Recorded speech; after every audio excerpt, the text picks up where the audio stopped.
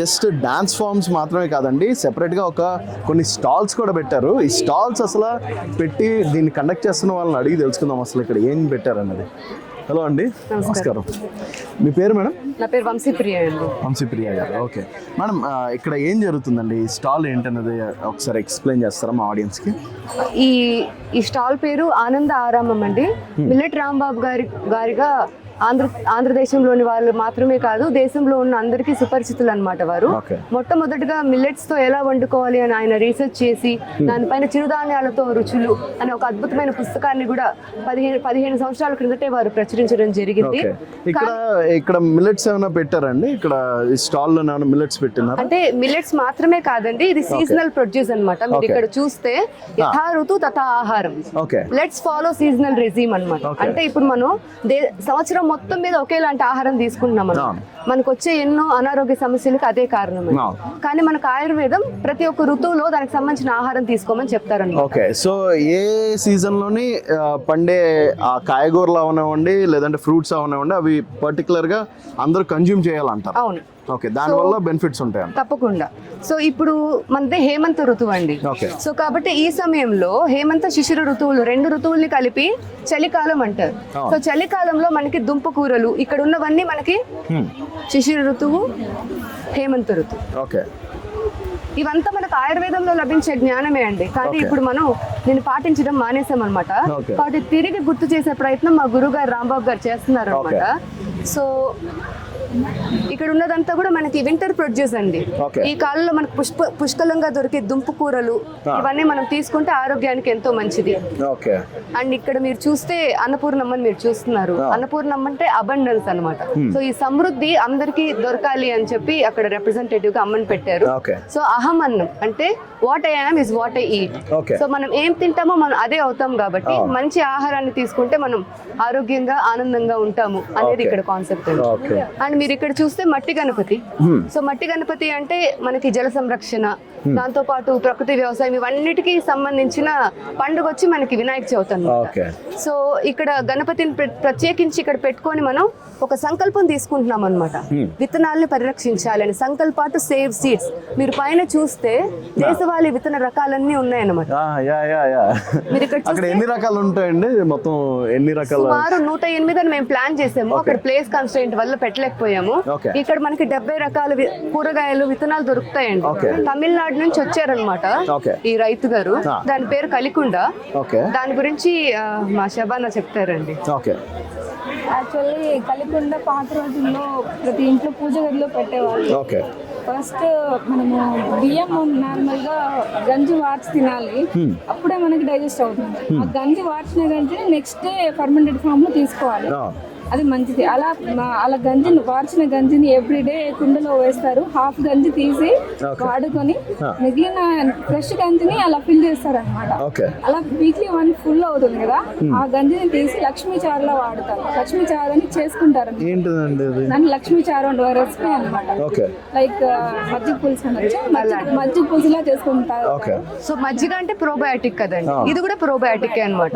After lunch మనము ఇది just ఒక కప్ తీసుకుంటే మన గట్ హెల్త్ చాలా మంచిది, పీపుల్ బాగుంటుంది. ఒకటండి మీరు గమనిస్తే మన పాతకాలంలో వాడుండే ఇత్తడి సామాన్ అంతా ఉందన్నమాట. సో ఇప్పుడు నాన్ స్టిక్ ప్యాన్స్ లో వండుకుంటున్నారు అండ్ అల్యూమినియం వెజల్స్ తో వాడుకోవడం వల్ల రకరకాల అనారోగ్య సమస్యలు వస్తున్నాయి కదా. సో ఇదంతా మా గురువు గారి పర్సనల్ కలెక్షన్ అనమాట. సో కాబట్టి అదంతా అందరికి పరిచయం చేయాలి అనే ఉద్దేశంతో ఇక్కడ పెట్టడం జరిగింది. 1% మాత్రమే, ఇంకా చాలా ఉంది. పెద్ద పెద్ద collection 100 years old, 200 year old collection కూడా ఉంది. సో ఇక్కడ ఏంటండి ఇది సెపరేట్ గా ఇంకొక స్టాల్ ఏదో పెట్టారు. ఆ బ్యానర్ లో చూస్తే సో ఒక స్త్రీ యొక్క జీవితంలో 3 ముఖ్యమైన ఘట్టాలండి. ఒకటి తను పుష్పవతి అవడం అన్నమాట. సో పుష్పవతి అయినప్పుడు తనలో ఒక ఫెర్టైల్ ఎగ్ రిలీజ్ అయితే మాత్రమే తను ఆరోగ్యవంతమైన సంతానాన్ని కనగలుగుతుంది. ఆరోగ్యవంతమైన సంతానం మాత్రమే ఈ దేశ భవిష్యత్తును నిర్దేశిస్తుందండి. సో ఆ సమయంలో తను ఎలాంటి ఆహారం తీసుకోవాలని మీరు ఇక్కడ చూస్తే అవన్నీ ఇక్కడ మేము డిస్ప్లే రూపంలో పెట్టామండి.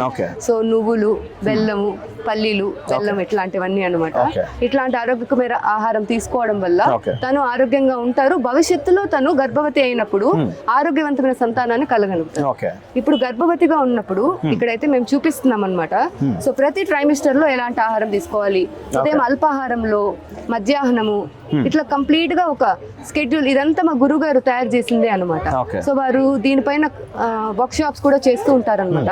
తను ప్రెగ్నెంట్ టైంలో ఏమేమి తీసుకోవాలి అనేవన్నీ కూడా ఇక్కడ డిస్ప్లే చేయడం జరిగిందండి. Okay. సో రాగిపిండి, పెసలు, మునగాకు, ఉసిరికాయ, సో ఇవన్నీ కూడా తను గర్భవతిగా ఉన్నప్పుడు దేశవాళీ నెయ్యి, నవారా బియ్యం, ఇవన్నీ కూడా తన పిండం ఆరోగ్యవంతంగా ఎదగడానికి సహాయం చేస్తుంది. ఓకే తర్వాత ఇది వచ్చి సూతికా గృహం అంటారండి. అంటే ఆఫ్టర్ డెలివరీ ఆఫ్టర్ డెలివరీ పూర్వకాలం వచ్చి దీని పేరు సూతికా గృహం అన్నమాట. Okay. కేవలం తల్లి పిల్లలు మాత్రమే అక్కడ ఉండాలి.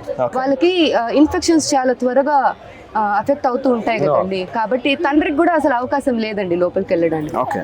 ఇదంతా కూడా పేడతో, మట్టి, తర్వాత కొన్ని మూలికలతో తయారు చేసిండే ఒక గృహం అన్నమాట. Okay. తను when she is expected to deliver తనని ఆ ఇంట్లో పెడతారనమాట. ఓకే డెలివరీ అయిన 3 నెలల పాటు తల్లి పిల్లలిద్దరు ఆ ఇంట్లోనే ఉంటారు. 3 నెలల తర్వాత నిష్క్రమణ సంస్కారం ఒక సంస్కారం ద్వారా మొట్టమొదటిసారి ఆ ఇంట్లోంచి బయట వచ్చి సూర్యదర్శనం బిడ్డకు చేయిస్తారన్నమాట. ఓకే సో అంత గొప్ప సంస్కృతి అండి మనది. సో అక్కడ ఉంది కదండి ఆహార శుద్ధం సత్వశుద్ధి. సో మనం ఎట్లాంటి ఆహారం తీసుకుంటామో దాన్ని బట్టే మనకి ఆ పవిత్రమైన ఆలోచనలు. Okay so what we eat is what we are exactly. Okay so చిరుప్రాయం చిరుతిళ్ళు అని పిల్లల కోసం పప్పులు, బెల్లాలు ఒకప్పుడు వాళ్ళు తినేవాళ్ళు కదండి. సో కాబట్టి వాటిని పరిచయం చేయడం కోసం పెడుతున్నాం అనమాట. ఇవేంటండి ఇది పల్లీలు అండి, వేరుశనగలు. అవునండి, నాటు రకం శనగలు. ఇంకా ఇవి చిన్ననాటి ఆటలు, జ్ఞాపకాలు ముట్టలు అంటే సో ఇవి తినడం వల్ల పిల్లలకి డైరెక్ట్ తినేయచ్చా? తినేయచ్చండి. సో ఇవన్నీ తినడం వల్ల ఏంటి హెల్త్ బెనిఫిట్స్ ఏ ఉంటాయి? పిల్లలకి అంటే ఐరన్, కాల్షియం వల్ల కావాల్సినవన్నీ దొరుకుతాయి కదా. Okay. కాబట్టి హెల్దీగా స్ట్రాంగ్ గా ఉంటారు అనమాట. Okay. అండ్ అటుకుల్లో కూడా ఐరన్ ఉంటుంది. ఓకే సో ఇది వామన గుంతలు అంటారు. తర్వాత బొంగరాల ఆటలు. సో ఇవన్నీ కూడా అంటే మళ్ళీ మర్చిపోతున్న ఆటలు మళ్ళీ ఈ తరం పిల్లలకి పరిచయం చేయాలి అని.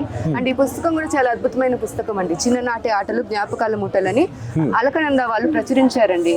అశోక్ బుక్ సెంటర్ అన్నమాట. సో ఇంట్రెస్ట్ ఉన్న వాళ్ళు మన పాత ఆటలన్నీ కూడా ఒకసారి పెద్దవాళ్ళకి గుర్తు చేసినట్టు అవుతుందన్నమాట. చిన్నపిల్లలకు పరిచయం చేసినట్టు.